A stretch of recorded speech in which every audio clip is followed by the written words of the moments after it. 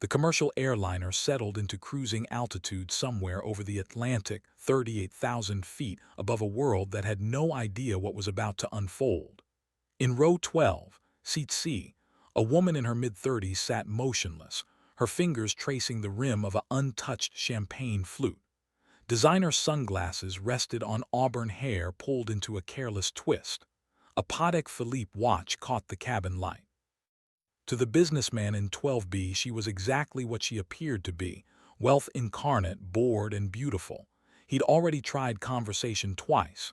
She'd smiled politely and returned to silence. The flight attendants whispered. First class from New York to London attracted a certain type, but this one was different. Something in the way she held herself. Something in the stillness. What nobody knew was that Kestrel Vance hadn't slept in 41 hours. What they couldn't see was the slight tremor in her left hand, the one that had gripped a control stick through 7 combat deployments. What they would never guess was that the woman in the $8,000 suit had been dishonorably discharged from the United States Navy 6 months prior, her career obliterated in a single classified incident that made headlines she'd never read. The champagne was her fourth. The shaking hadn't stopped. 3 rows back, in seats 17A and B, 2 men sat in tactical silence. They wore civilian clothes that fit too perfectly, watched too carefully, and carried themselves with the coiled readiness of apex predators in a world of prey.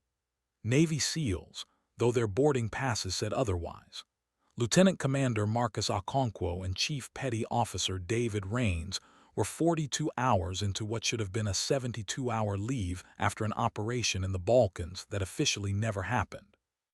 They'd been quiet since takeoff, communicating in glances and the occasional murmur. Then Rains saw her. His hand stopped midway to his drink. He leaned toward Okonkwo, whispered 2 words that changed the temperature of the entire forward cabin. Okonkwo's eyes tracked forward, found the auburn hair in row 12, and something shifted in his expression. Recognition, then confusion, then something harder to name. He stood slowly, moving with the deliberate grace of someone trained to clear rooms full of hostile targets. Rains followed. Passengers glanced up as the 2 men moved forward through first class, their posture incongruous with the champagne and caviar atmosphere. They stopped at row 12. The woman didn't look up. Okonkwo cleared his throat. When he spoke, his voice carried the weight of rank and something else, something like reverence mixed with uncertainty. Major, the word hung in pressurized air like a grenade with the pin pulled. The businessman in 12B looked up, confused. The flight attendant froze mid-pour 3 rows up. And Kestrel Vance, billionaire heiress to a fortune she'd inherited 3 months prior, former United States Marine Corps aviator, call sign Kestrel, finally looked up from her champagne with eyes that had seen the edge of the world and returned with pieces missing. The SEALs stood at attention in the aisle of a commercial aircraft, and for the first time in 6 months, someone had called her by rank. The question was why. The bigger question was what they knew. The biggest question was what classified ghost from her past had just walked onto a civilian flight and recognized the one person in the world who was supposed to have disappeared. Okonkwo's eyes held questions. Rain's hand had moved fractionally closer to his hip, instinct overriding environment. And Kestrel knew, with the cold certainty of someone who'd survived things that killed better pilots, that whatever peace she tried to buy with inherited billions had just ended at 38,000 feet with 2 warriors who shouldn't know her face and a past that had promised to stay buried. She set down the champagne with steady hands that betrayed nothing. "You have me mistaken for someone else," she said quietly, her voice carrying the flat affect of someone who'd rehearsed this moment in nightmares. But Okonkwo didn't move. "Ma'am," he said, and the formality was a weapon, "we served in Kandahar Province, August 2018. You flew close air support for our team during Operation Copper Dagger. Your call sign was Viper 6. You saved 14 lives that day, including mine." The businessman in 12B was now openly starring. 2 other passengers had turned around. A flight attendant had stopped pretending not to listen. Kestrel's fingers tightened on the armrest, her knuckles whitening beneath designer rings that cost more than a Marine captain's annual salary. "That wasn't me," she said, but her voice cracked on the second word, a fissure in the armor. Raines spoke for the first time, his voice low or urgent. "Major Vance, we need to talk, not here, but we need to talk." He glanced toward the cockpit, then back to her, and something in that look made her blood run cold. These men hadn't approached her out of gratitude or nostalgia. They'd approached her because something was wrong. Something was happening, and somehow, impossibly, it involved her. She stood slowly, gathering the composure that had carried her through close quarters dogfights and congressional testimony. "Gentlemen," she said quietly, "I don't know what you think you know, but I haven't been Major Vance for a very long time. I'm nobody, just someone trying to get to London." She moved a step past them, but Okonkwo's hand, gentle but immovable, touched her forearm. "Ma'am, your transponder is still active." The words made no sense to the civilians listening. To Kestrel, they detonated like cluster munitions. Her transponder, the encrypted device surgically implanted near her collarbone during a black operation she'd been told would never see daylight. The device that was supposed to have been deactivated when they drummed her out. The device that only activated when specific national security protocols triggered. The device that meant, somewhere in the world, someone had just painted a target that only she could see.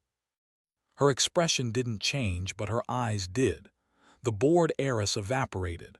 What remained was the aviator, the combat veteran, the woman who'd flown missions that existed only in redacted files. "Who activated it?" she asked, her voice dropping to a register that could cut steel. "We don't know," Okonkwo admitted. "But approximately 90 minutes ago, every SEAL team operator with certain clearance levels received a priority flash message, a transponder code, yours, with coordinates that updated in real time. Ma'am, according to our briefing, you don't exist. Your service record is sealed. Your discharge is classified above our clearance. But someone very high up the chain of command wants us to know exactly where you are right now.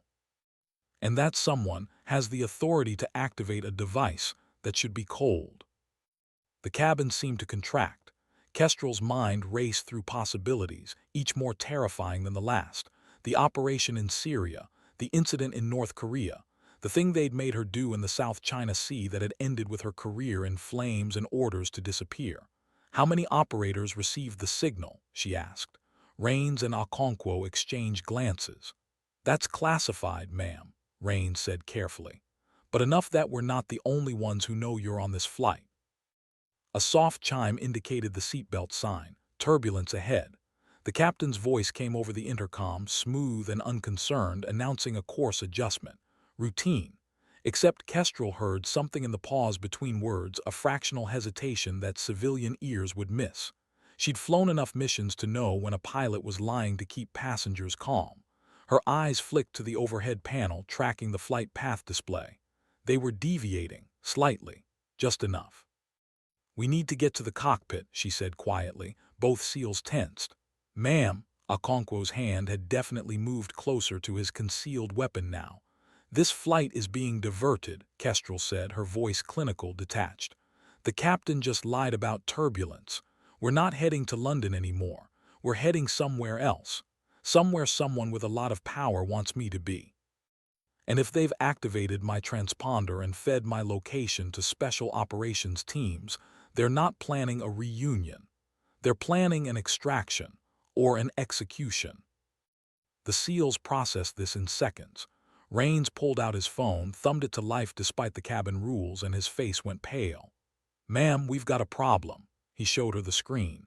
An encrypted message, text-only, military format, Priority Alpha, package identified Flight AA4127, maintain visual, intercept upon landing. Lethal authority granted if package ATTMPTS evasion. Confirm receipt.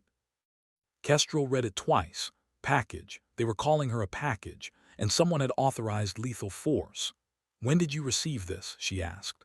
3 minutes ago," Okonkwo said. His jaw was tight. "Ma'am, with all due respect, we don't take orders to kill American civilians without questions. We need to know what's happening. We need to know why someone wants you dead or captured badly enough to activate black site protocols on a commercial flight." She looked at both men, these warriors who'd followed her voice through hell in Kandahar, who trusted her coordinates when the world exploded below them. 7 months ago, she said quietly, I was ordered to fly a mission off the coast of North Korea. What I saw there, what I recorded, would have started a war. Maybe should have started a war. I was ordered to delete the footage. I didn't. I encrypted it and hid it somewhere they can't find. They discharged me to make the problem go away. But the footage still exists. And apparently, someone just decided I'm too much of a liability to leave breathing. The cabin lights flickered, just once, just enough. Rains looked up sharply. That's not turbulence.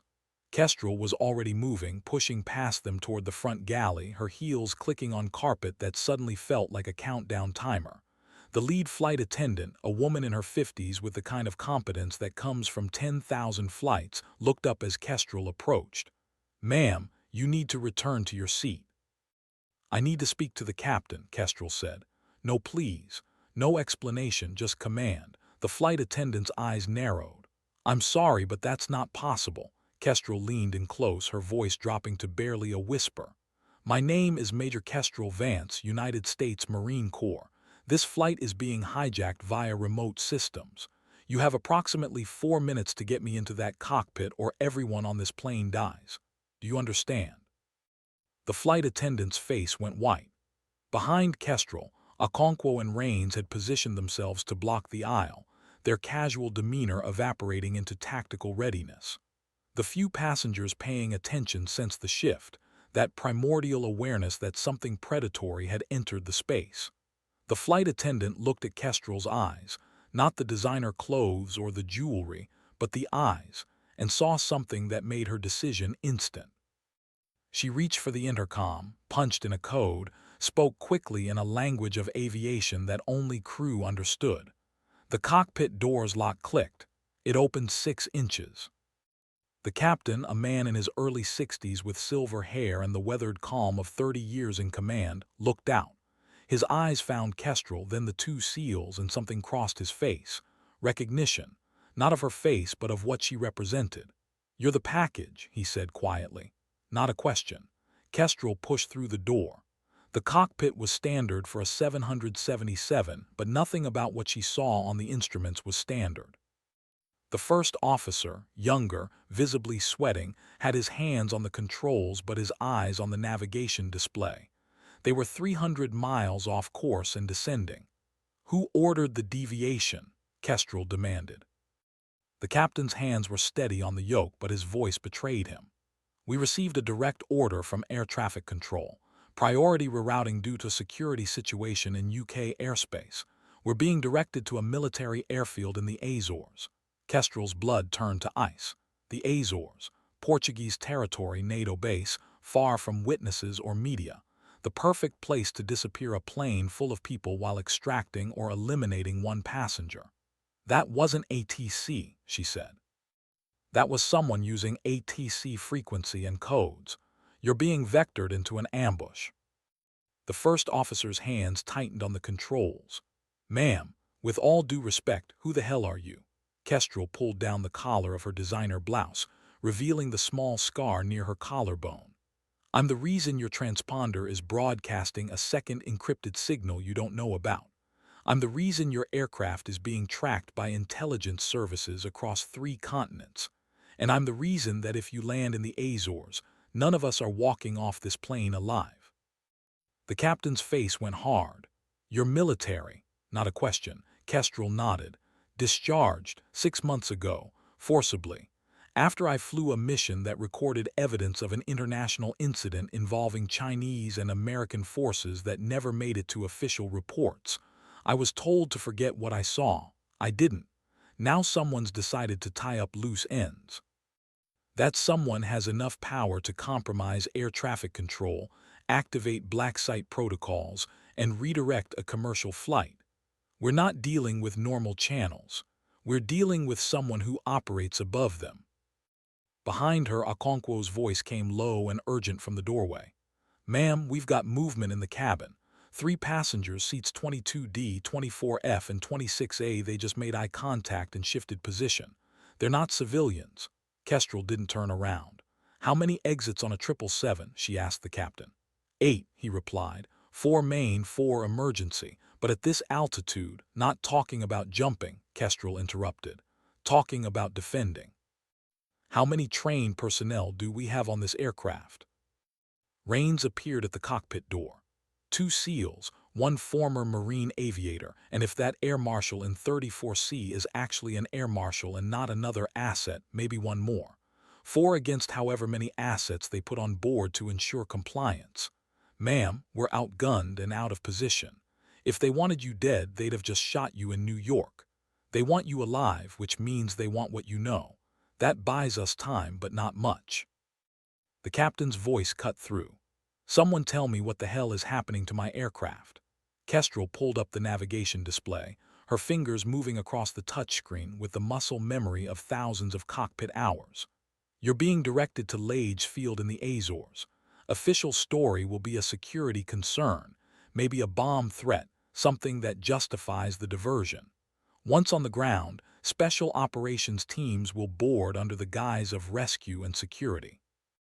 They'll identify me, extract me, and the rest of you will be held for debriefing and given NDAs backed by national security letters. Except I won't make it to official custody. I'll disappear in transit. Accident, suicide, heart attack, whatever's convenient." She looked at the captain directly. "You seem like a man who's seen enough to know when he's being played. Does any of this feel right to you?" The captain's jaw worked. "No," he admitted. "The ATC contact was wrong, procedures were off, but I can't just ignore a direct order from someone pretending to be ATC," Kestrel finished. "Captain, I'm going to tell you something that will sound insane, but I need you to trust 6 months of screaming into the void about it. I saw American and Chinese forces engaging in live fire over North Korean waters. Not a skirmish, not an accident. A coordinated operation that lasted 17 minutes and involved aircraft from both nations destroying North Korean naval assets in a joint operation. It was deliberate, it was planned, and it was erased from every official record within hours. I recorded it. That recording is insurance. And someone just decided my insurance policy is worth killing 273 innocent people to eliminate." The cockpit was silent except for the steady hum of engines and instruments. The first officer looked at the captain. The captain looked at Kestrel. Years of command decisions played across his weathered face. "What do you need from me?" he asked finally. Kestrel felt something unclench in her chest. "I need you to restore this flight to its original heading. I need you to contact actual ATC on a backup frequency and report this diversion as unauthorized. And I need you to buy me time to figure out who's on this plane and what they're planning." The captain nodded slowly. "Changing course now is going to raise alarms." "Captain," Okonkwo said from behind Kestrel, "alarms are already raised. They put assets on this flight. They compromised air traffic control. Whoever's running this operation expected compliance. Resistance changes the game." The captain's hands moved on the controls. The aircraft began a slow, gradual turn. "First officer, get me a direct frequency to London Center. Tell them we're experiencing a navigation system error and requesting verification of our last clearance." The younger pilot's fingers flew across the communication panel. Static. Then a voice. "American 40-127 London Center, we show you deviating from assigned routing. Confirm your intentions." The captain keyed the mic. "London Center, American 40-127, we received a diversion order approximately 15 minutes ago directing us to Lage. Can you confirm origin of that order?" A pause too long. When the controller's voice returned, it had changed. Harder, more formal. "American 40-127 unable to confirm. Recommend you maintain current heading and await further instructions." The captain released the mic button. "That's not standard phraseology, that's someone stalling." Kestrel nodded. "They're scrambling. We just told them their plan is compromised. Now they have to decide whether to abort or escalate." Her transponder, the one buried near her collarbone, suddenly felt hot, like it was burning through skin and bone. "They're going to escalate," she said quietly. In the cabin, one of the passengers Okonkwo had identified stood up. Seat 22D, a man in his 40s, athletic build, carrying himself with the deliberate calm of someone trained to kill. He moved toward the first-class cabin with purpose, his hand reaching inside his jacket. Rain saw it first. Contact, forward cabin. Kestrel turned, her instincts taking over. Close the cockpit door. Now, don't open it for anyone. The captain pulled the door shut. The lock engaged with a heavy click that sounded like a vault ceiling. Through the narrow, reinforced window, Kestrel watched the man approach. He wasn't running, wasn't drawing a weapon, just walking with the confidence of someone who knows he has control. When he reached the cockpit door, he stopped, made eye contact with Kestrel through the small window, and smiled. Then he pulled out a phone, held it up to the window so she could see the screen. 4 words in block text: "We have the PILOTS FAMILIES." The world seemed to stop. Kestrel looked at the captain, saw the recognition dawn in his eyes. "My wife and daughter," he whispered. "They were supposed to be in London, vacation. They left yesterday." The first officer's face had gone ash-white. "My husband, he's in New York. He was." His voice broke. Kestrel felt ice crystallize in her veins. This wasn't just an extraction. This was a hostage situation conducted across international borders with precision that spoke of massive resources and complete disregard for rules. "They're bluffing," she said, but even she didn't believe it. The man outside the cockpit door tapped the phone screen. It changed to a photograph. A woman and a teenage girl in what looked like a hotel room, both sitting on a bed, both looking at the camera with expressions of confusion turning to fear.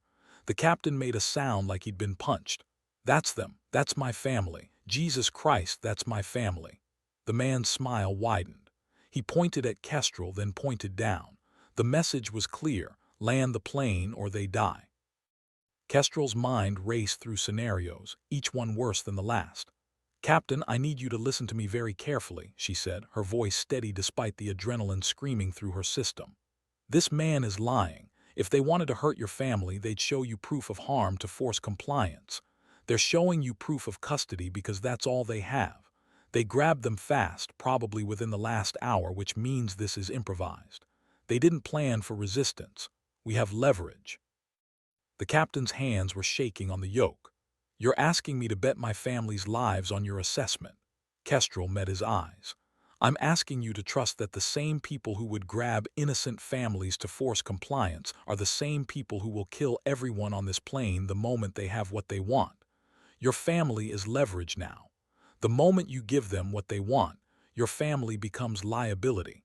They won't leave witnesses to black site operations. You give them me and your wife and daughter die anyway, probably cleanly, probably quickly, probably in a way that looks like an accident, but they die." The silence in the cockpit was broken only by the beeping of instruments and the distant murmur of passenger voices through the bulkhead. The first officer looked like he might vomit. The captain's face had aged 10 years in as many seconds. "What do you suggest?" he finally asked. Kestrel turned back to the window. The man outside was still there, still smiling, phone still visible. "I suggest we change the game," she said. "Okonkwo reigns, you still with me?" Both SEALs confirmed through the crack in the door they'd kept wedged open. "We're here, ma'am." "How do you feel about depressurizing a commercial aircraft at 38,000 feet?" Kestrel asked. The captain's head snapped around. "Are you insane? That will kill everyone without oxygen masks within minutes." Kestrel shook her head. "It will force everyone to masks. It will create chaos. And it will give us cover to identify and neutralize the assets on this plane before they can execute whatever their backup plan is. Because make no mistake, Captain, they have a backup plan. They always have a backup plan." The first officer was staring at her like she'd grown a second head. "You want to deliberately crash this plane?" "No," Kestrel said firmly. "I want to create conditions that force our enemies to reveal themselves while keeping this aircraft flyable. A controlled emergency. Passengers will be terrified but safe. Assets will have to choose between maintaining cover or acting. And in that moment of choice, we identify them and we neutralize them." Okonkwo's voice came from behind, skeptical but engaged. "Ma'am, depressurization means rapid descent. We'll be at 10,000 feet in minutes. That means we're committed to landing somewhere and the closest airfield is Lades, Kestrel finished. Exactly where they want us, I know, but landing there on our terms with their assets neutralized and their plan in chaos is different from landing there compliant and gift-wrapped. She turned back to the captain. Can you do it? Can you deliberately depressurize this aircraft without actually endangering the passengers? The captain's eyes were hard now, the shock burned away by the kind of cold calculation that kept aircraft in the air when everything went wrong. I can trigger the outflow valves. We'll lose cabin pressure gradually enough that masks deploy, but rapidly enough that it forces everyone to comply with emergency procedures. We'll have about 12 to 15 minutes of supplemental oxygen. After that, we need to be below 10,000 feet or people start losing consciousness. He paused. But if you're wrong about this, if those assets decide to shoot their way through this problem, we'll have nowhere to hide and passengers will die. They won't shoot, Kestrel said with a certainty she didn't entirely feel. They need me alive. That's the only reason I'm not dead already. They want what's in my head, what I recorded where I hid it. Dead, I'm useless. But alive and extracted, I'm an intelligence asset that's worth every risk they've taken today. She looked at the man through the window, still standing there with infinite patience. That man is an asset, professional, trained, probably former military or intelligence. He's not going to start shooting passengers because his job is to secure the package, not rack up a body count that makes international news. Depressurization is a natural emergency. It gives him cover to act but also limits his options. We use that. The captain made his decision. First officer, prepare for emergency descent. I'm manually triggering the outflow valves. The younger pilot's training took over. Emergency descent checklist. Seatbelt sign on. Throttles idle. Speed brakes armed. The captain's hand moved to the environmental control panel. A conquo reigns when those masks drop. Things are going to get loud and chaotic. I need you to identify every person on this aircraft who doesn't panic like a normal civilian. Anyone who stays calm, anyone who moves with purpose, anyone who goes for their bag instead of their mask, those are your targets. Rules of engagement, Rains asked. Kestrel didn't hesitate. Non-lethal if possible, lethal if necessary. We're 38,000 feet over the Atlantic with hostile assets and compromised communications. We don't have the luxury of prisoners or trials, we have survival. She saw the man outside the window tense, saw his hand move inside his jacket again. He knew something was about to happen. Combat instincts recognizing the shift in posture, the change in energy. Captain, do it now. Captain's hand turned the valve. Somewhere in the aircraft's pressurization system, seals opened that should never open in flight. The change was immediate. A high-pitched whistle, a sudden pop in everyone's ears, and then the oxygen masks dropped from their overhead compartments like surreal yellow flowers blooming in synchronized terror. The screaming started immediately. Kestrel grabbed a mask, held it to her face, and watched through the cockpit window as the cabin erupted into chaos. Passengers grabbing masks. Flight attendants shouting instructions. The roar of depressurization creating a wall of sound that made communication almost impossible. And through it all, she watched the man who'd threatened the captain's family. He didn't grab his mask immediately. He reached for his phone first, sent a message, then secured his mask with the mechanical efficiency of someone who'd done this hundreds of times in training. His eyes never left the cockpit door. In the cabin behind him, two other passengers, seats 24F and 26A, had also prioritized communication over oxygen. 3 confirmed assets, maybe more. Kestrel cataloged each reaction, building a tactical picture in her mind, even as the aircraft pitched into an emergency descent, the nose dropping as the captain fought to get them below 10,000 feet before the oxygen ran out and people started dying. The aircraft shuddered, alarms blared. The artificial horizon on the primary flight display showed a steep descent angle, 35,000 feet, 32,000, dropping fast, too fast for comfort but not fast enough to tear the wings off. The captain was flying the edge of the envelope, threading the needle between safety and disaster. Rains, Kestrel shouted over the noise. I need you to move through the cabin. Check every bag. Anyone who brought tactical gear on board will have it within reach. Find it and you'll find them. The SEAL nodded and disappeared into the chaos. Through the cockpit window, Kestrel watched the man at the door make another phone call. His lips moved, but the words were lost in the mechanical shriek of the aircraft hemorrhaging pressure. Then he did something that made her blood run cold. He reached up, grabbed his overhead bin, pulled out a small black case, and opened it. Inside, nestled in foam padding, was a satellite phone, military grade, encrypted. The kind of hardware that cost six figures and required government authorization to possess. He was calling in backup, or confirming the next phase, or both. 28,000 feet, 25,000. The aircraft was vibrating now, the descent so steep that loose objects were sliding forward. Passengers screamed behind their oxygen masks. A child was crying somewhere in the back. Flight attendants moved through the aisles with practiced calm, securing anyone who'd panicked out of their seat, ensuring masks were properly fitted. Normal procedure, normal responses, except nothing about this was normal. At 20,000 feet, the man at the cockpit door put away the satellite phone and pulled out something else. Small, black, definitely not a phone. Kestrel's combat instincts identified it before her conscious mind caught up. Plastic explosive. Not much. Maybe 4 ounces. Enough to breach a reinforced cockpit door without depressurizing the entire aircraft or causing catastrophic structural failure. "He's going to breach the door," she said, her voice muffled by the oxygen mask. The captain glanced at the window, saw what she saw, and went even paler. "How long until he can use it?" "Depends on the detonator," Kestrel said. "If it's remote, immediately. If it's timed, we have seconds to minutes. If it requires him to be clear of the blast radius, we have maybe 30 seconds warning." She pulled the oxygen mask away from her face for a moment. "Okonkwo, we have a breach attempt imminent.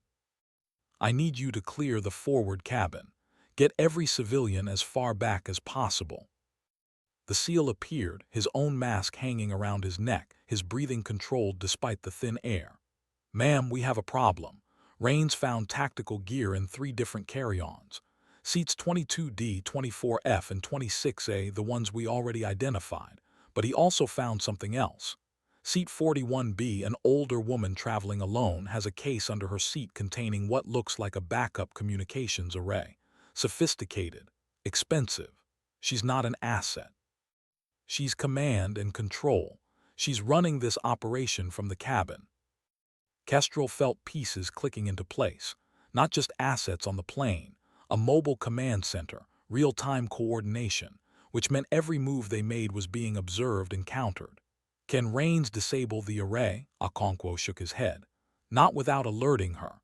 The moment she sees him coming, she'll trigger whatever failsafe they've built into this operation. Could be instructions to the breach team. Could be a signal to surface assets at whatever airfield we land at. Could be worse." 15,000 feet. The aircraft was still descending, but the captain had started to level off. The screaming had subsided to frightened murmurs. Passengers were realizing they weren't dying immediately. Training and adrenaline were giving way to confused terror. The man at the cockpit door affixed the explosive to the reinforced bulkhead. Kestrel saw him mouth a countdown. "Brace," she said to the captain and first officer. "Brace for breach." She moved to the side of the cockpit, away from the door, positioning herself where she'd have a clear angle when it blew. Her hand found the fire extinguisher mounted near the first officer's seat. Not much of a weapon, but it was heavy, and she knew how to use it. 10 seconds. The man moved back 3 steps, his hand going to his belt. Remote detonator. Kestrel's mind raced. The moment that door blew, she had to move faster than a trained operative with a weapon and backup and a direct line to command.